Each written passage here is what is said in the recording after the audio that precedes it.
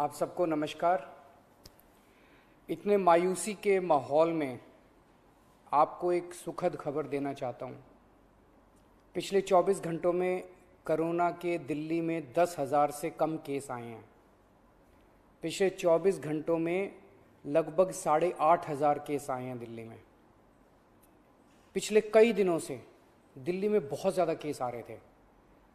20 अप्रैल को तो 28,000 से भी ज़्यादा केस आए थे।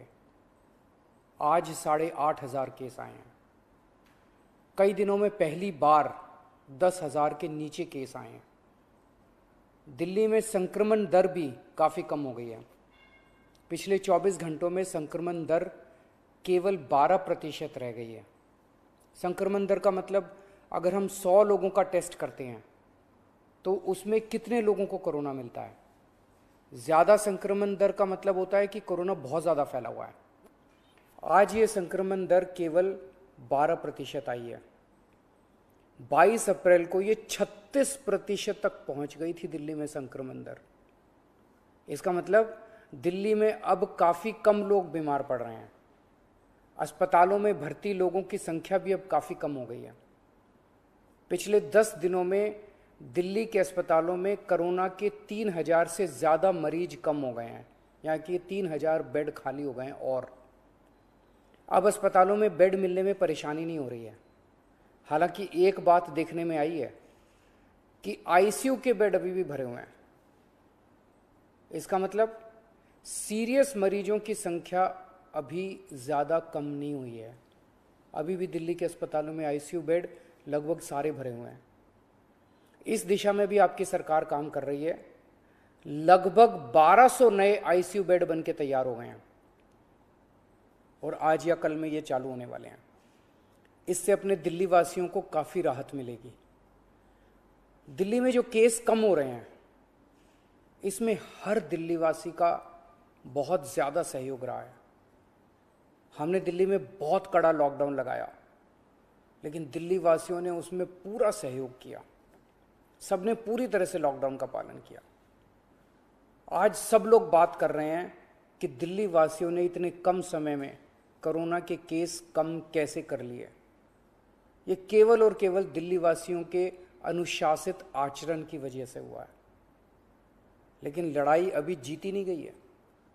लड़ाई अभी बाकी है। अभी भी 8,500 केस आए हैं। इनको 0 तक ले जाना है। कोरोना को पूरी तरह ख़त्म करना है।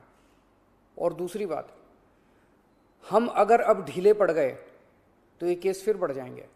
कोई गारंटी नहीं है कि ये कम ही रहेंगे। फिर से दिल्ली पे मुसीबत आ सकती है। इसीलिए किसी भी हालत में ढिलाई नहीं करनी। कड़ाई से लॉकडाउन का पालन करना है और कोरोना से बचने के जितने भी उपाय हैं वो सारे लागू रखने हैं। दिल्ली सरकार भी अपने इंतजामों में कोई कमी नहीं छोड़ रही। हम अभी और नए ऑक्सीजन बेड बना रहे हैं।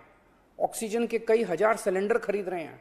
नए नए आईसीयू बेड बना रहे हैं ताकि भगवान ना करे अगर कोरोना के केस फिर से बढ़ गए तो हमारी तैयारी में कोई कमी नहीं होगी। पिछले कुछ दिनों में बेहद दुखदाई, बहुत दुखदाई दिन बीते। पिछले सभी कोशिशों के बावजूद हम अपने कई दिल्ली वासियों को बचा नहीं पाए। कई परिवारों में तो 1 से ज़्यादा मौत हुई हैं। मैं भगवान से प्रार्थना करता हूँ कि इन सभी आत्माओं को शांति प्रदान करे। मैं ऐसे कई बच्चों को जानता हूँ जिनके दोनों माता पिता चल बसे। अब उनका इस दुनिया में कोई नहीं है। मैं ऐसे सभी बच्चों को कहना चाहता हूँ कि उनके दुख को मैं समझता हूँ, पर आप चिंता मत करना बच्चों। आप अपने आप को अनाथ मत समझना। मैं हूं ना। किसी भी बच्चे की पढ़ाई बीच में छूटने नहीं देंगे। हर बच्चे की पढ़ाई जारी रहेगी।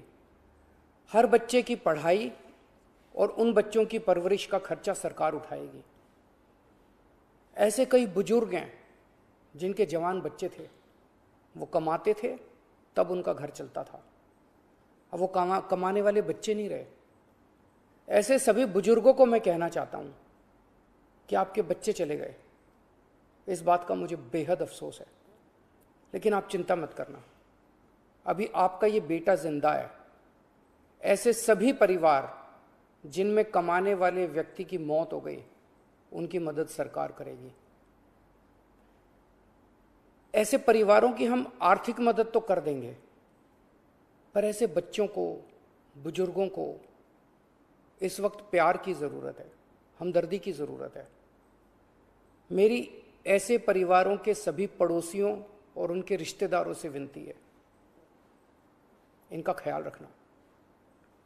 ऐसे परिवारों पे बहुत बड़ी मुसीबत आई है, इन्हें अपना प्यार और अपनी हमदर्दी देना।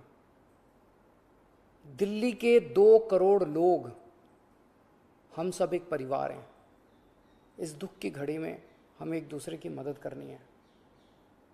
आज ईद का त्यौहार है।